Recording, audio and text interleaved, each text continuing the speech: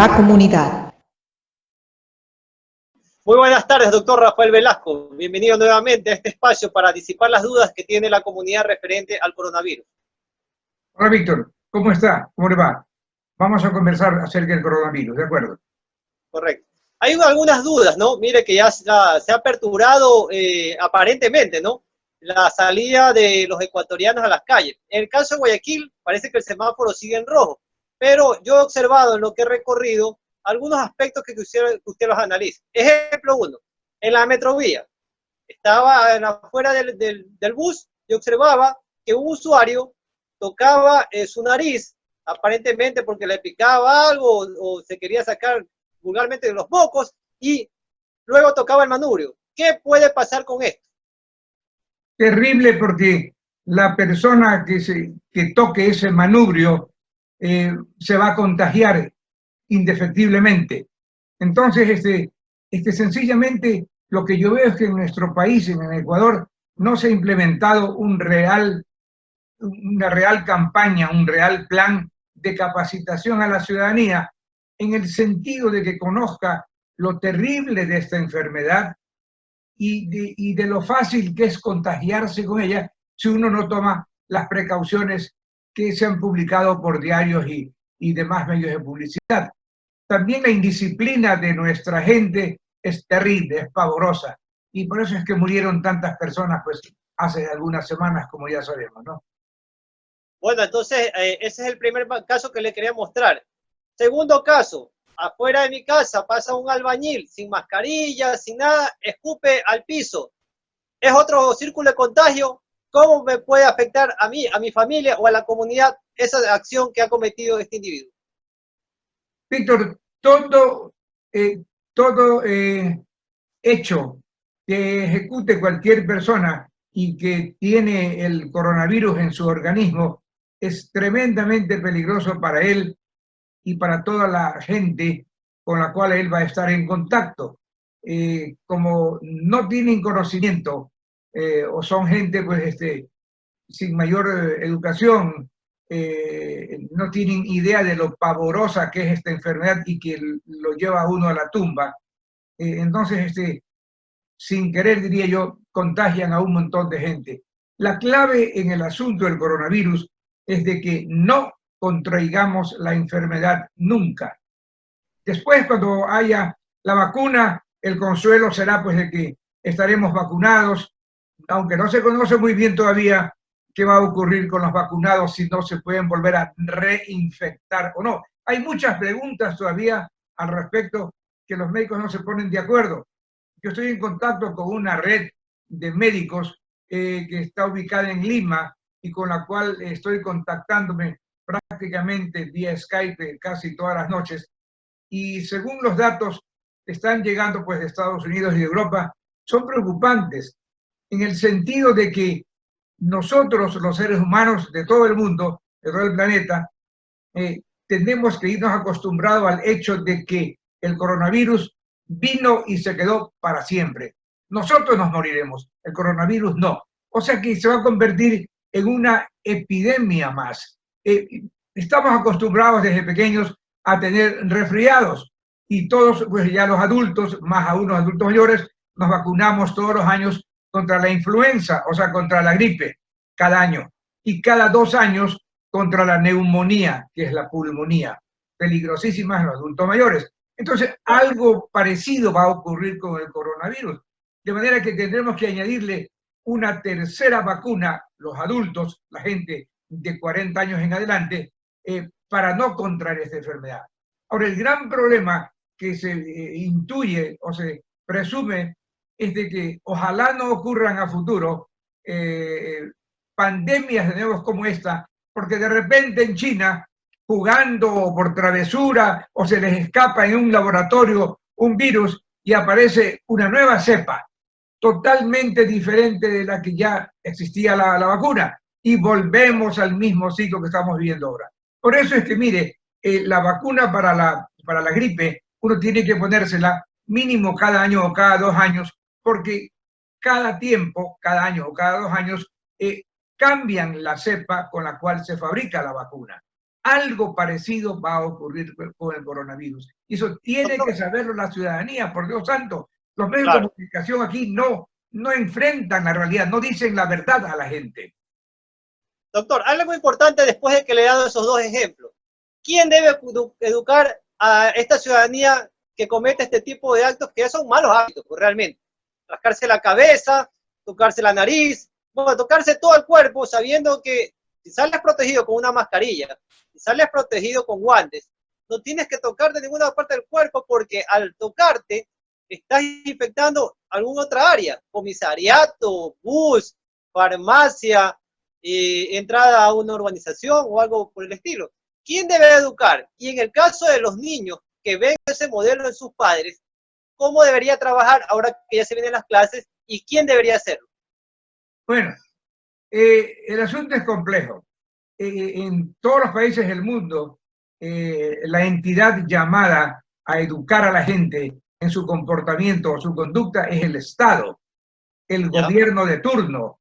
Entonces, debería ser los estamentos del gobierno, vía Ministerio de Educación y Ministerio de Salud, los que deberían de educar, y yo diría de educación especialmente, a los niños desde muy pequeños, para que se vayan acostumbrando a adaptar tal o cual conducta. ¿Usted cree que los niños de Noruega, de Suecia, Finlandia, que son extremadamente cultos y totalmente diferentes a los nuestros, nacieron así por genética? No, en absoluto. Fueron educados desde que nacieron, desde que tuvieron un día de vida, los padres se encargaron de educarlos. Entonces, aquí tenemos que hacer una labor inmensa, enorme. Primero, educar a los padres, con la famosa escuela para padres, por la cual venimos luchando ya nosotros más de un año. Hay que educar a los padres, para que a su vez ellos con los conocimientos puedan transmitir a los hijos. Luego los hijos también deben ser reeducados en los colegios, escuelas, pero para lo cual también tenemos que educar a las profesoras y profesores, porque no conocen de este asunto, no conocen de la peligrosidad de este virus, de esta familia de virus, de los coronavirus. Porque entendámonos, le insisto, vamos a tener que vivir con esta familia bendita para el resto de los siglos. Entonces, la gente poco a poco, lastimosamente, con muertos y etcétera, pero irá aprendiendo la lección. Ahora bien, el ser humano además es un ente muy complejo, y aquí en nuestros países en Sudamérica, con la indisciplina total, con el desgobierno de los llamados gobiernos que nos dan un ejemplo pavoroso, entonces el problema es serio, porque se vuelve consuetudinario, no hay un final, no hay un principio donde cambie la conducta de la persona. Correcto. Entonces vamos a vivir algunos años con bastantes muertos. Doctor, hay algo que usted lo ha mencionado y que es la duda de mucha gente. Usted indica que el virus, si no hay la vacuna, si no hay una estrategia para detenerlo, para frenarlo o para por lo menos controlarlo, va para largo. Uno. Dos, el virus está mutando. He escuchado algunas cadenas noticiosas de que el virus está presentando otra sintomatología en los niños, sarpullido, vómitos, otras cosas que no estaban dentro de lo programado. Está mutando, puede mutar, puede empeorar el cuadro clínico de o depende del paciente, o se le está correlacionando a otras afecciones en salud. ¿Qué es lo que pasa realmente? Bueno, la palabra mutar es bueno que la ciudadanía la conozca. Mutar significa pues cambiar. Si se presentó con, por decir algo, la letra A, se está añadiendo la B y la C, y etcétera. Sí, es verdad. Todavía el asunto no está claro, porque no nos olvidemos que este virus nació de un laboratorio en China, en la ciudad de Wuhan, y luego pues a partir, imagínense que nació pues a partir del desarrollo de un virus, el COVID primero, que tuvo no fue pandemia, pero tuvo una epidemia importante en China en el año 2002. Es que en esa época, ahí, cuando fue un asunto pequeño, no sacaron la vacuna y hubiera sido fabulosa, porque no habría habido la pandemia actual. Pero bueno, entonces el asunto es de que los virus van mutando, eso está claro, es verdad, es real. Un punto importante, los virus actúan en cada ser humano en forma diferente. ¿Por qué razón? Porque aterrizan en el niño de 5 años. Actúan en una forma tal, si tiene su sistema inmunológico, si es un chico sano, no pasará más allá de una gripe, una tos o algo así. Una persona adulta de 30, 40, igual. Pero si ya entra a una persona de 50, 60, peor de 70, 80 años, y encuentra 10 órganos, yo hago el cálculo siempre de que la gente aquí en Sudamérica, a partir de los 50 años, tiene siquiera 5 patologías, o sea, 5 órganos en mal estado. Es como que un carro... ¿En base a qué? Ya le está fallando las llantas, los frenos, el radiador, bla, bla, bla, igual.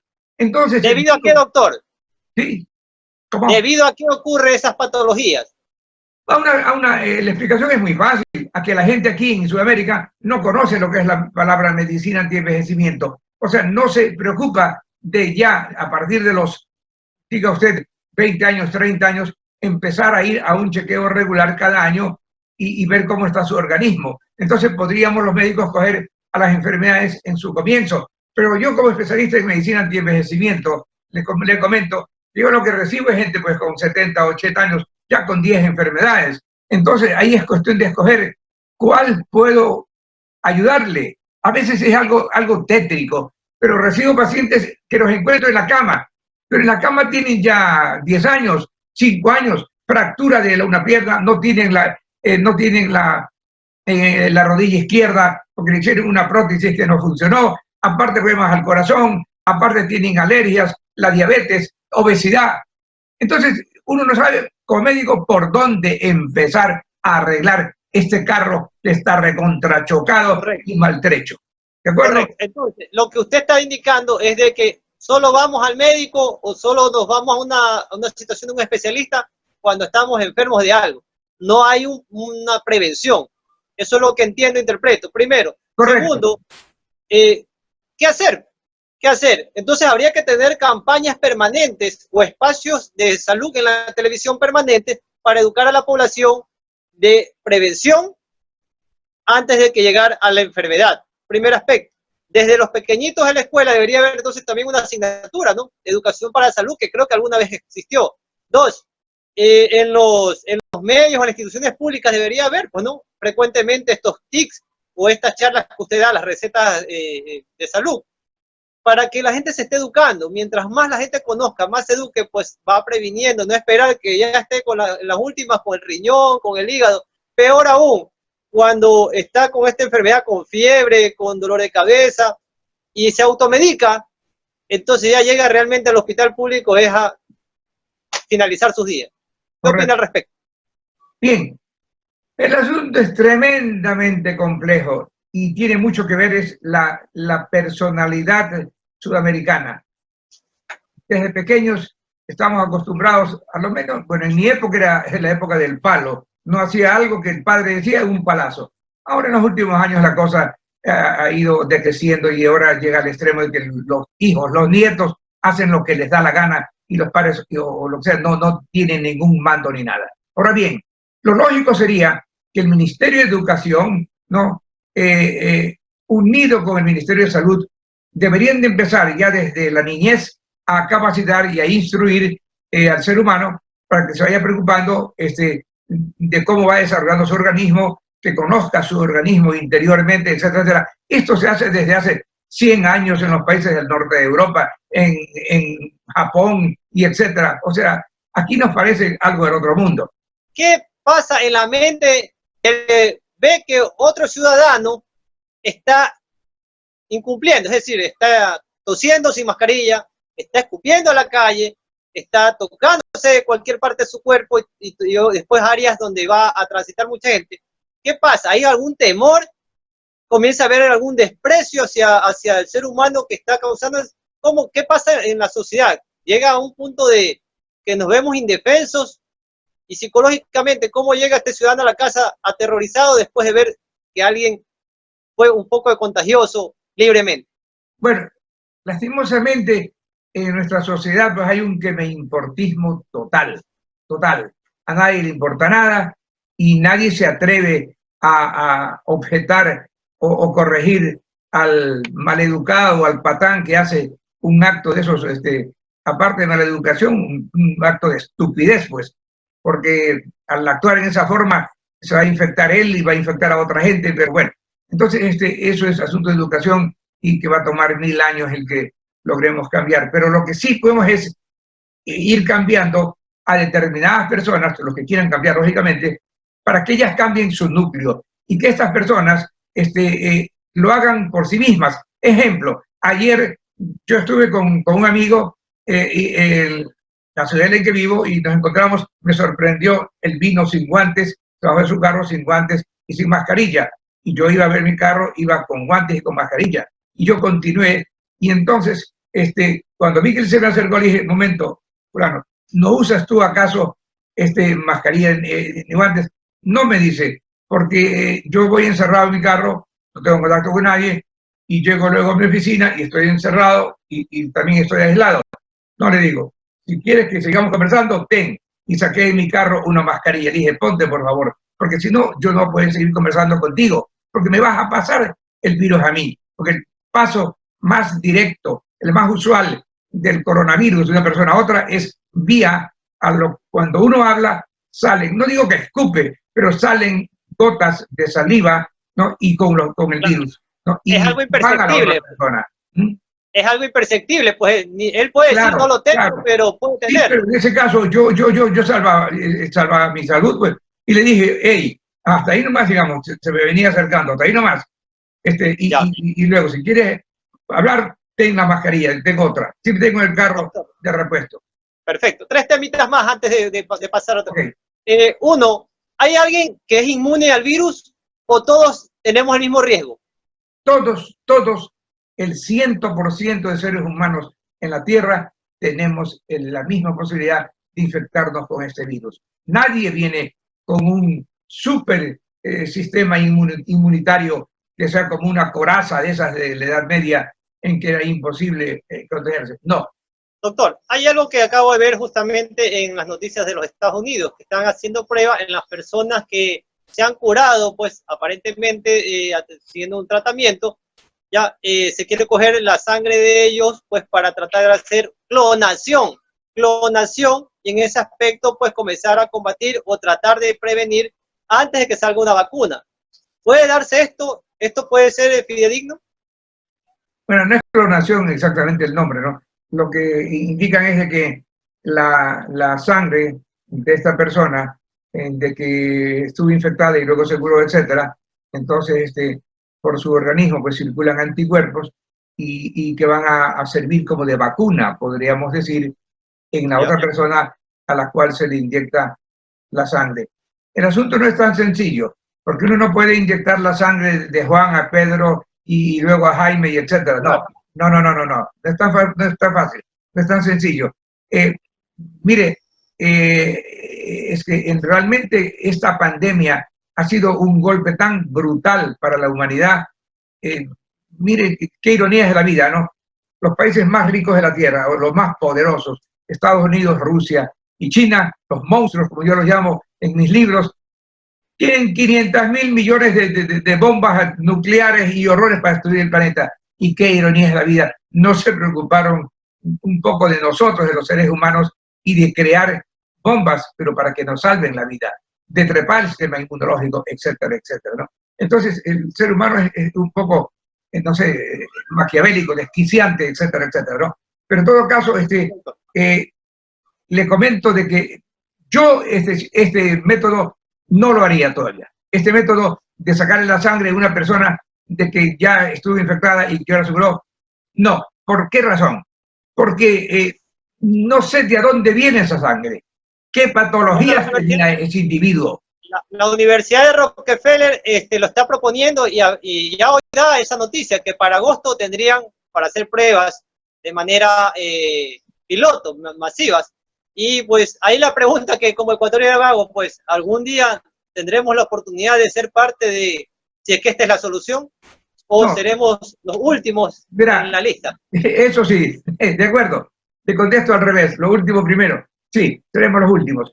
Pero no se preocupe, hay cuando menos 40 laboratorios y conozco a 2 personas que trabajan en uno 2 de los 40, que me comunican regularmente y calculan que antes de fin de año, muchísimo antes, ya estará vendiéndose la primera vacuna contra el coronavirus. Ahora esta vacuna, lógicamente, como somos 7.000 millones de habitantes, que se vacune a la mitad, porque a la mitad no le interesa al resto de los países, tendremos entonces 7.000, 3.500 millones de vacunas. ¿Se imagina el negocio multimillonario para la industria farmacéutica? Monstruoso.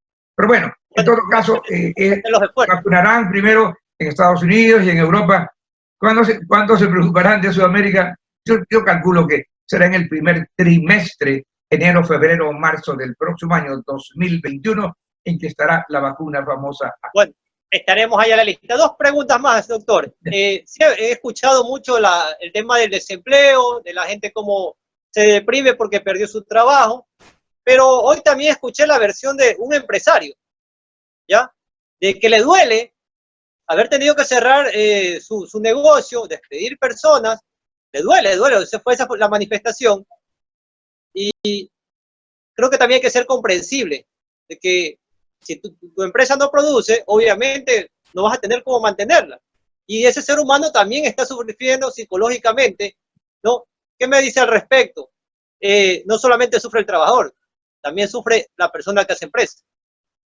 Yo eso lo he vivido aquí en carne propia, porque mi esposa es una empresaria y yo le he visto a ella llorar porque ha tenido que sacar a Juan, a Pedro, a Jaime, o sea, haciendo una lista del menos necesario al más necesario, ha habido que sacar a algunas personas.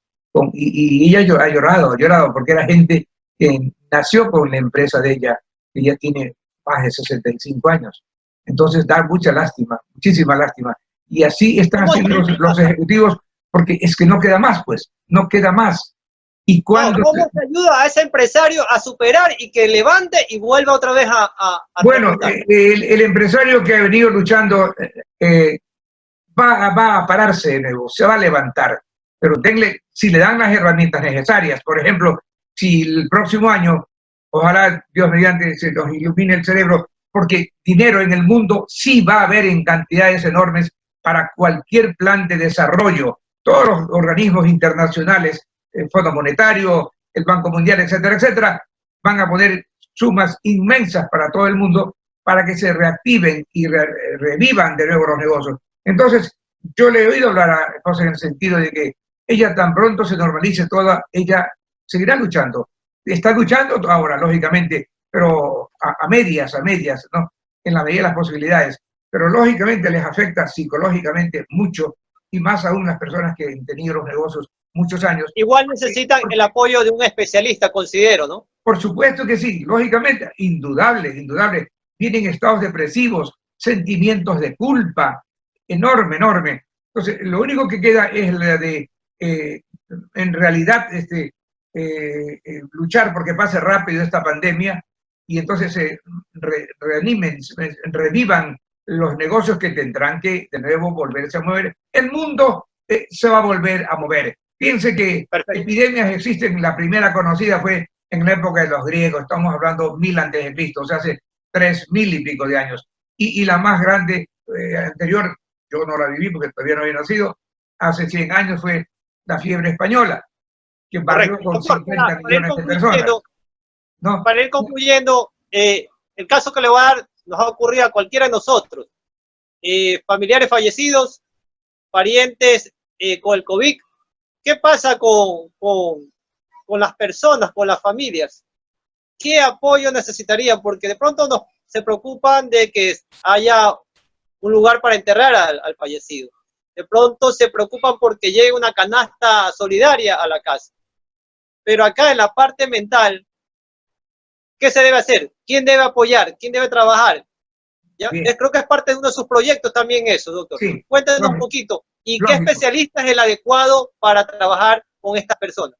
Bien, nosotros los psiquiatras, lógicamente, pero ahí necesitamos el apoyo, lógicamente, de los canales de televisión. Para mí sería maravilloso hacer diferentes tratamientos, diferentes programas, y en cuanto a lo que usted indica, yo fomentaría al estilo norteamericano la creación de grupos En Estados Unidos hay grupos de todo. O sea, lo que hicieron fue seguir el esquema de los alcohólicos anónimos.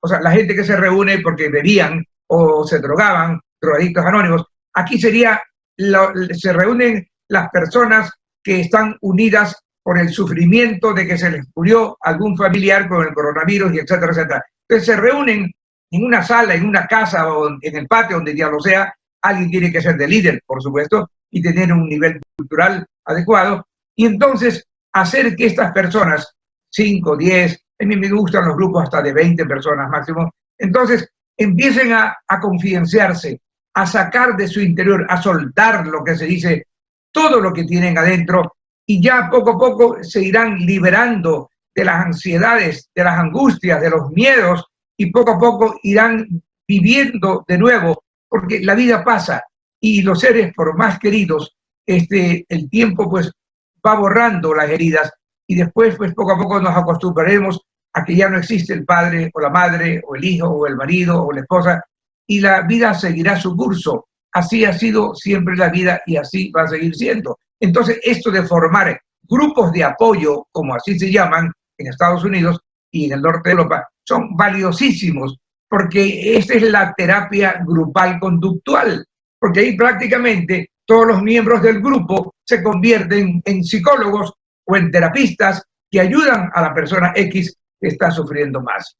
Importantísimo hacer este tipo de terapias, porque el gran riesgo es de que la idea del suicidio, que siempre está rondando en las personas que sufren o en las personas que han tenido familiares que han fallecido, a los cuales ellos querían mucho o dependían mucho de la persona que murió, entonces la idea del suicidio es peligrosísima, porque tenemos casos de gente joven que se suicida, pues, y eso es muy injusto, ¿no?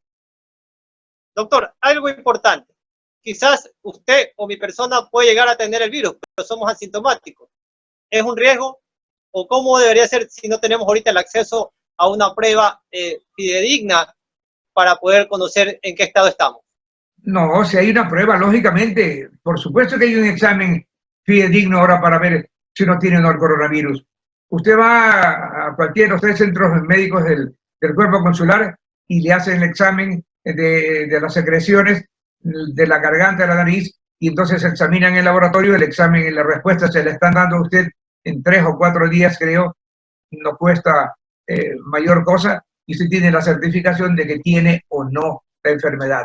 Ahora bien, los que no hemos tenido nunca un síntoma, porque hemos guardado una cuarentena forzosa hasta el día de hoy, y ya son algunos días, pues no. Entonces, estoy seguro no tenemos la enfermedad, porque los síntomas de la enfermedad son claros. Primero, una fiebre virulenta, una fiebre terrible, 39, 40, 1, 2, tos, una carraspera, dificultad para hablar, dificultad para respirar, que va poco a poco increciendo, y esa es la parte peligrosísima, porque ahí ya se empiezan a dañar los alvéolos pulmonares y se convierte en la temible pulmonía, que es así, nos lleva al cementerio.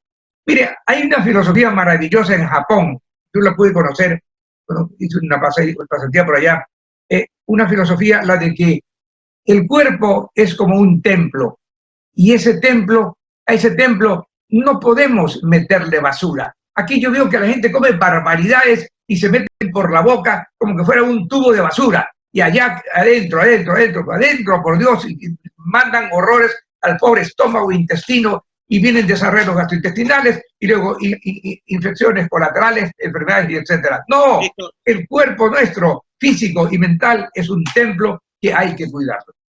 Listo, doctor. Esa parte la queremos tocar en un próximo encuentro, pues justamente de la alimentación, los cuidados que debemos tener pues para lo que ingerimos sea productivo y no destructivo. Le agradezco mucho habernos dado esta oportunidad de compartir con la comunidad, y siempre pues para tener este espacio de prevención y de concienciación a la ciudadanía. Gracias a usted, Víctor, y a la teleaudiencia, ¿no? Y siempre nos tienen a las órdenes, ¿sí?